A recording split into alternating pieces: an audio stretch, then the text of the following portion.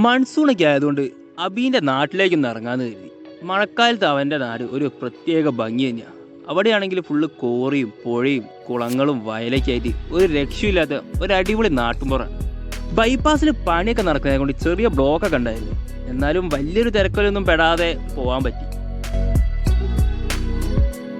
ഇവൻ്റെ നാട്ടിലേക്ക് പോകുമ്പോൾ ഞങ്ങൾ അധികം ചൂണ്ടയ്ക്കായിട്ടാണ് പോവാറ്.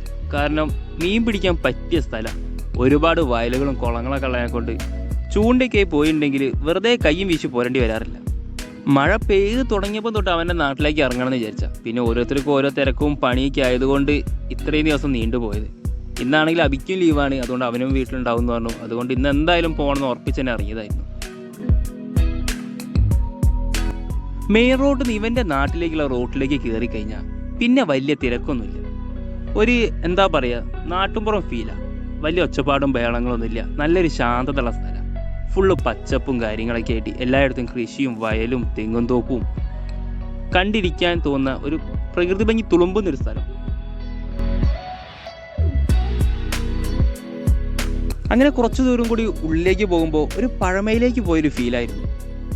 അങ്ങനെ കുറച്ചു ദൂരം മുന്നോട്ടേ പോയപ്പോൾ ചില സ്ഥലങ്ങളിലൊക്കെ റോഡ് പൊളിഞ്ഞിട്ടുണ്ടായിരുന്നു. അവിടെയൊക്കെ വെള്ളം കയറിയതുകൊണ്ട് ചെറുതായിട്ടൊന്ന് ബുദ്ധിമുട്ടി, എന്നാലും വലിയ കുഴപ്പമൊന്നുമില്ല.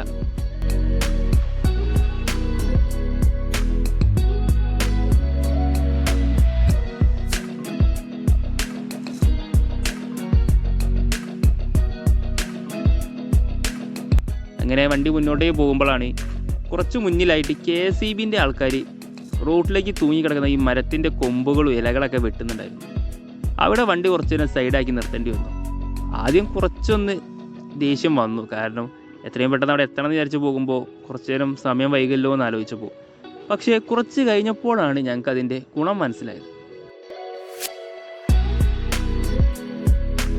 കാരണം എന്താ വെച്ചാൽ ഞങ്ങൾ വണ്ടിൻ്റെ മേലെ വീകേണ്ട ഒരു ഓല ഞങ്ങൾ കുറച്ച് ഡിലേ ആയതുകൊണ്ട് മാത്രം ഞങ്ങളെ മുന്നിലാണ് വീണത്. ആ മുന്നിൽ കിടക്കുന്ന പോലെ ആ KSEBക്കാരൻ ഞങ്ങളെ വണ്ടിയുടെ തടഞ്ഞു വെച്ചില്ലായിരുന്നെങ്കിൽ ഞങ്ങളെ വണ്ടിയുടെ മേലെ വീകേണ്ട പോലെ. അതുകൊണ്ട് കുറച്ച് നേരം കാത്തുന്നത് നന്നായി ഞങ്ങൾക്ക് അപ്പം തോന്നി. അങ്ങനെ തലധാരി അഴിക്ക് ചെറിയൊരു അപകടം മിസ്സായി കിട്ടി. അങ്ങനെ അതും കഴിഞ്ഞ് കുറച്ച് ദൂരം മുന്നോട്ടേക്ക് പോയപ്പോൾ ഈ സിനിമയിലൊക്കെ കാണുന്ന പോലെ അതിമനോഹരമായ ഫ്രെയിമുകളായിരുന്നു അവൻ്റെ നാട്ടിൽ. അങ്ങനെ വണ്ടി തഴകി കുറച്ച് ഫോട്ടോസും കാര്യങ്ങളൊക്കെ എടുത്തു. അതിനുശേഷം പിന്നെയും വണ്ടി എടുത്ത് നേരെ വിട്ടു.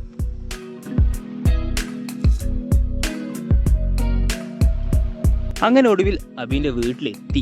അങ്ങനെ വീട്ടിൽ കയറാനും നിന്നില്ല. ആദ്യം തന്നെ അവനെയും കൂട്ടി ഒന്ന് ചുറ്റിക്കറങ്ങി വരാം, അതിനുശേഷം വീട്ടിലേക്ക് കയറാമെന്ന് പറഞ്ഞു. അങ്ങനെ ആദ്യം തന്നെ ഇവൻ്റെ നാടൊന്ന് ചുറ്റിക്കറങ്ങാമെന്ന് കരുതി. അങ്ങനെ പറഞ്ഞ പോലെ തന്നെ ഫുള്ള് പച്ചപ്പും കാര്യങ്ങളൊക്കെ തന്നെയാണ്. അങ്ങനെ കുറച്ച് ദൂരം മുന്നോട്ടേക്ക് പോയപ്പോഴാണ് ഒരു കോറി കണ്ടത്. അപ്പം വണ്ടി അവിടെ സൈഡാക്കി. അപ്പോഴാണ് ഓർത്തത് ചൂണ്ട വാങ്ങിയില്ലല്ലോ എന്ന്. ഇവിടെ വന്ന് കുറച്ച് മീൻ പിടിക്കണം എന്നൊക്കെ വിചാരിച്ചതായിരുന്നു. പക്ഷേ ചൂണ്ട വാങ്ങാൻ തിരക്കിനിടെ മറന്നുപോയി. പിന്നെ എന്തായാലും കുറച്ച് ഫോട്ടോസും കാര്യങ്ങളൊക്കെ എടുത്ത് അവിടെ നിന്നു. ഒരു ഭാഗത്ത് കോറി, മറുവശത്ത് പുഴ, ഒരു രക്ഷയില്ലാത്ത സ്ഥലമായിരുന്നു.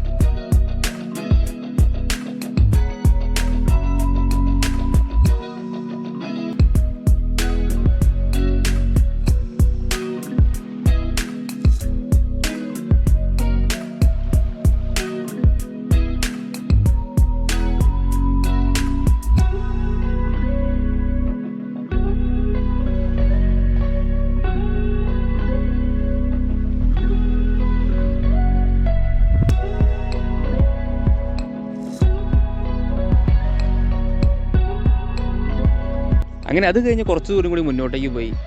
നല്ല രസമാണ് ഇവിടുത്തെ സ്ഥലങ്ങളൊക്കെ കണ്ടുകൊണ്ട് ഇങ്ങനെ പോകും. അങ്ങനെ കുറച്ച് ദൂരം മുന്നോട്ടേക്ക് പോയപ്പോൾ അബി പറഞ്ഞു, നമുക്ക് ഇവിടെ ഒരു പൂക്കുന്നുമല പറഞ്ഞ സ്ഥലമുണ്ട്, ഫുഡ് കഴിച്ച് നമുക്ക് അവിടേക്ക് വിടാം.